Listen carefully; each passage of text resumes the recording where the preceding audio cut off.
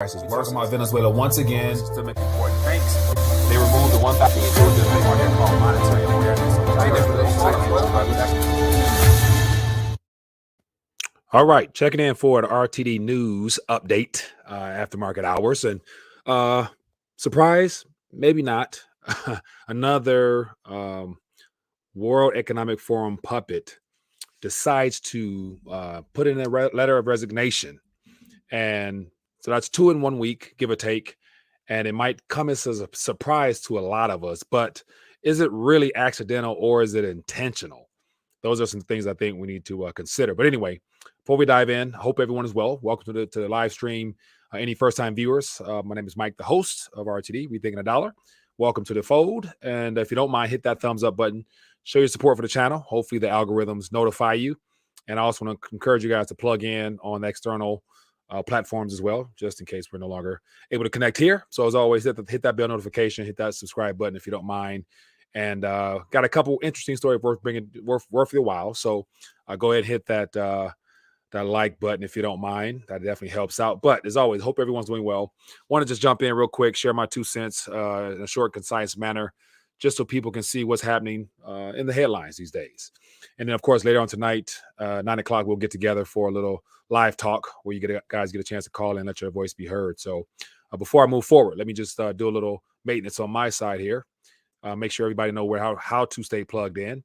And so beneath this video here is the link for all the social as well as the resources available at RTD. And I want to make sure, continue to remind people, silver price is dropping, but yet, depending on what type of silver you're looking for, the premiums have remained the same for the most part. So if you guys are interested in taking advantage of this silver starter kit brought to us by Bullion Max, that partnered with me to help put weight in your hands, feel free to visit and take advantage of that opportunity. And also, RTD Live Talk will be going to RTD Locals, a private network, so that there'll be less algorithm resistance on my side. So more information here as well. If you guys want to donate, support the channel, appreciate your help, and all the other resources you need to further understand this monetary transition we're in. So, and also can't help but touch on the metals. We got 1843 for silver and 1710 for gold, but once again denominated in Federal Reserve note terms. It's very deceiving. Don't let the numbers fool you. At the end of the day, around the world, priced in other currencies, it has done a great job of protecting other individuals as fiats are destroyed. So let's jump into the primary subject matter here. So I saw this, and I thought I would just start off with this little image here. So here we have 2 of the 7 individuals on the screen here. So we had Boris Johnson last week handing his letter of resignation, and I got a story on what he's doing prior to leaving office. And then Draghi today decided to attempt to hand in his resignation, but as of now, it's been rejected by the president. So the question is, which one is next? And does it really matter? In my personal opinion, it doesn't. And the reason I say that is because it's my suspicion that these people are not leaving because solely of the political pressure and backlash they're receiving within their own political parties, but more so the damage has been done. As of right now, there is no turning back. There is no fixing or redoing the economies in the UK as well as in Italy and all these other nations. And so it's more so, do you want to be around when this thing come crumbling down to where your name will be the first name showing up in the headlines as the reason why the economy completely tanked? And so the best thing to do would, once the job is done, in reference to what the globalists have tried to do, which is to get us to this point, why not exit and, of course, have a diversion tactic or cover up, saying that your political party is no longer in your favor and having some of your fellow constituents resign ahead of you to where it makes it look like you are under pressure as well. So you might as well go ahead and resign as well. But yet, when this thing comes crumbling down, you don't want to be the primary person to blame, even though you're going to get a little bit of the credit, but you don't want to be in office. And another thing is, at this current moment, whoever comes in after these individuals, they're also on the take as well. So it's not like it's a real change of guards, but it does look promising for those that believe that change could take place at this particular level here. A lot of people are excited. So as you guys can see behind Mario Draghi here in the streets, there's a lot of people celebrating, apparently from what we're being told. But on to the next video here. So if you guys can see, You just type in, Italian protest, and it looks like the protest of taxi drivers in Rome continues. This was as of yesterday, but yet it's been happening for the last couple of days. So we got the farmers, Italian farmers out there as well. And then also this is just more information here, people in the streets. Just the fact that over here in the West, we don't have people in the streets. But as you guys can see here, taxi drivers, they don't want their businesses disrupted by allowing private ride services such as Uber and things like that into their country. So, and then here's something from 2 hours ago from We Are Protesters. It says Mario Draghi resigns. And this is apparently what, somebody with a cell phone is, shooting as Mario Draghi, I guess, announced his resignation. But this is just what's happening. Let me get rid of the screen here. So keep it moving right away. So here we have Italian Prime Minister Mario Draghi to resign after coalition partner snub. Crisis prompted by the five-star movement's boycott of crucial confidence vote. And then next one here. Italian president rejects prime minister's resignation. And so Mario Draghi talked about how his time is up. He's basically reached the end of what he can actually do. He can no longer really do much without support, so it's time to leave. But then again, will he be actually able to do it, like leave? Probably not. So we'll see how this plays out. But Italian president rejects prime minister's request. And so it says the president is wanting Draghi to address the nation. It says the National Unity Coalition that backed his government no longer exists, said Draghi. And it says it was not clear how Draghi would respond to the intervention of the Martellera, the supreme arbiter of the Italian politics. And was it a quote from, this is a different article. But anyway, so the president was mentioning that how he wants Draghi to address the public before he actually leaves office. So Boris Johnson, 1 week, Draghi the next week. Not a surprise. I think it's deliberate. And don't be deceived, in my opinion, in thinking that the pressure is kicking in and people are uprising and protesting. True, they are because they're pissed. But then again, it's in their best interest to make sure they're not around when stuff hits the fan. But then again, we'll see what develops from this, but more than likely be another puppet coming. So that's an important story developing as we speak. And on to some more. Here is something that is worth your attention as well. What is up with Jamie Dimon hands? What is up with Jamie Dimon these days? Speaking truth, talking big and bad, like criticizing the Federal Reserve that actually, his bank is a shareholder in and they win no matter what. But it says Dimon rips Fed stress tests as terrible way to run a financial system after his bank halts buybacks. So just that statement in of itself. JP Morgan buys their own shares for a variety of reasons, but one of which is to make it look profitable so that shareholders can have a boosted price valuation of their share price or share holdings in the company. So it's basically funneling the depositors' funds and making their stock price go higher or stay relatively strong, and allow the executives to make bigger bank in their pockets. And he's ripping them for having to stop that. And he's saying it's a terrible financial system. It's very unfavorable for your average Joe, but not for the banksters. And so anyway, I just thought this was interesting because the whole stress test, even though it's garbage, it's the United States government and in collaboration with the Treasury method of the Fed and the Treasury trying to basically make it seem like there's enough capital on hand in case of another systemic event like in 08, 09. And so they've been lying to us all along, making it seem like the banks are strong, but actually there's nothing in there other than just, numbers on a ledger that goes back and forth, which doesn't really show strength. But when it comes time to the next systemic event, they want to be able to at least pretend as if they have some funds in those accounts, but it's all fine and good. But anyways, just more information here. But I thought this was interesting because how Jamie Dimon now is coming out ripping the very same people that he is partnered with in this whole heist. I think it's kind of funny, but keep it moving. Here's another interesting article here.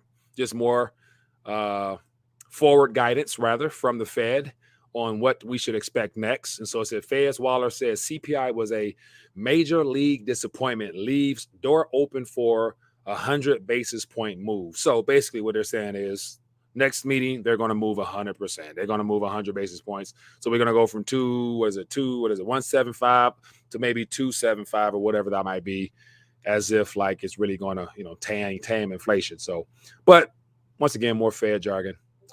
Here's something worthwhile. Today, this morning, one of the community members sent me this or tagged me on Twitter. Boris Johnson, on his way out. He says, I know people are worried about rising prices, and that's why we are providing help for households. Today, over 8 million households will start automatically receiving their first £326 cost of living payment. Cost of living payment, part of the 1,200 targeted support package. So basically, cost of living stimulus checks are being handed out in the UK.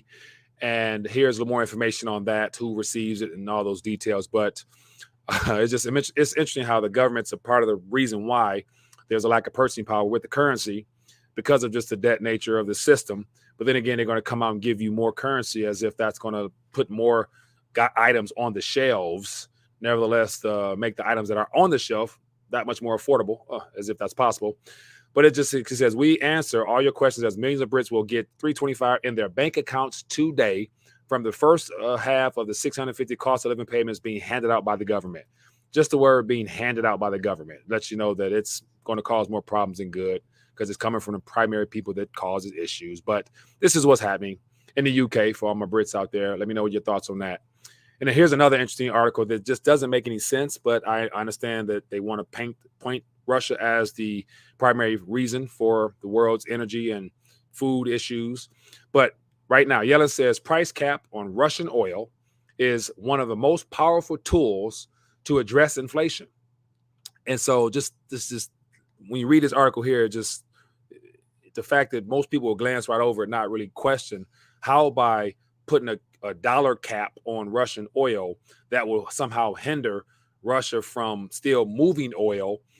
And on top of that, they're moving oil now in direct currency swaps. So they can bypass the dollar and still be able to profit off their energy. But it even says that in this article.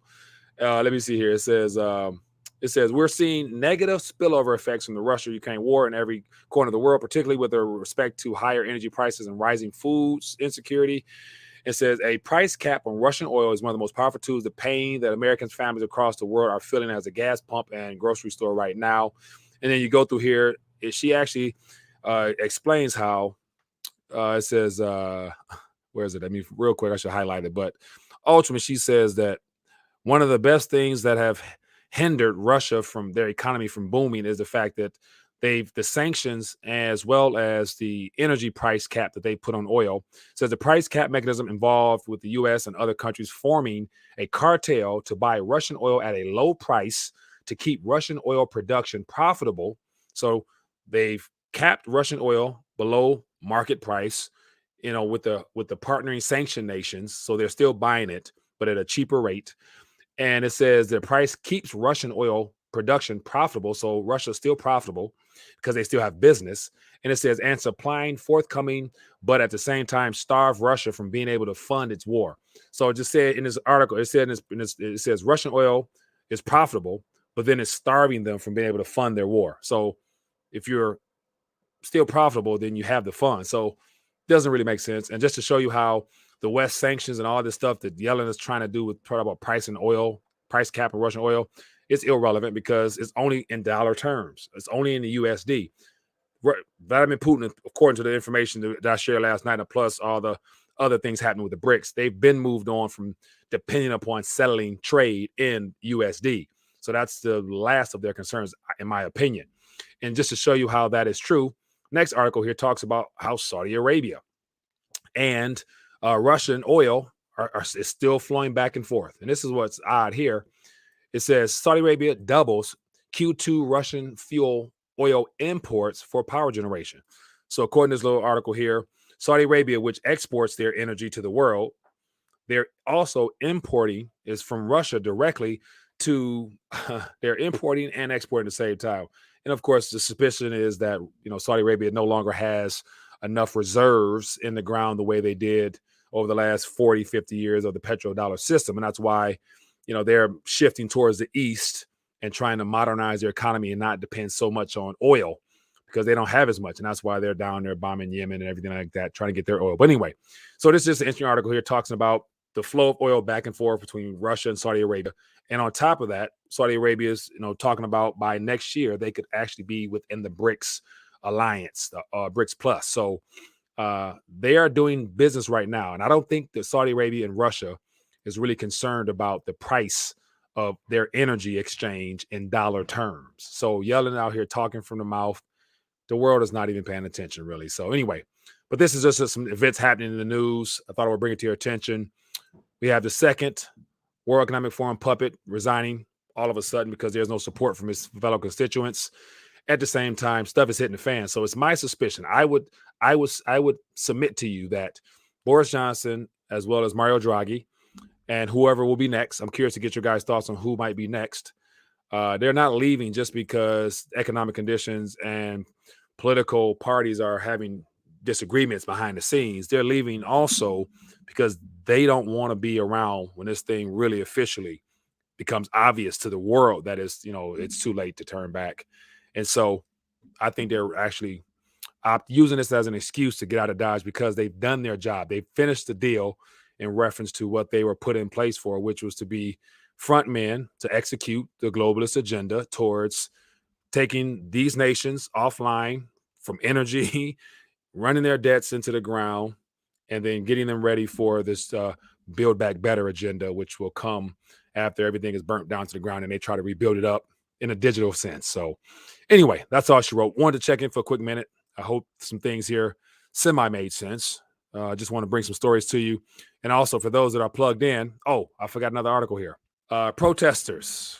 Where is that? What says protesters retreat as Sri Lankan president sends a resignation. And this is as of today. So yeah.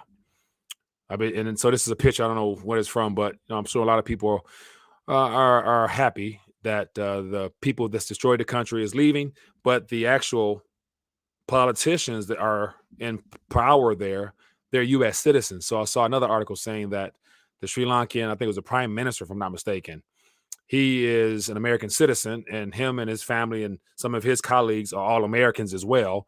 They boarded planes, and I think, and were trying to get out, or they did get out, or something like that. So, yeah. So which one is next? Who's next? What do you guys think? Let me know. Trudeau and Macron are eloping to Sri Lanka.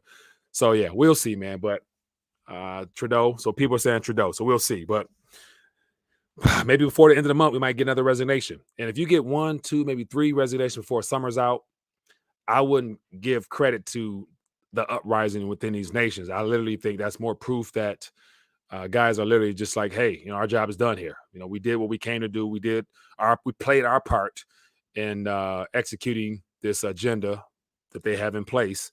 And now we can leave and just, shake hands and say we did our best, but we just didn't have the support from our constituents and yada, yada, yada.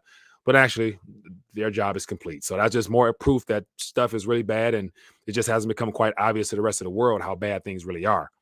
And yeah, anyway, it's just it's a cover-up for Draghi. It's a cover-up for Boris Johnson, and because they're leaving right before the thing falls officially, it's before it starts tumbling down the damn cliff. So anyway, that's enough of me ranting.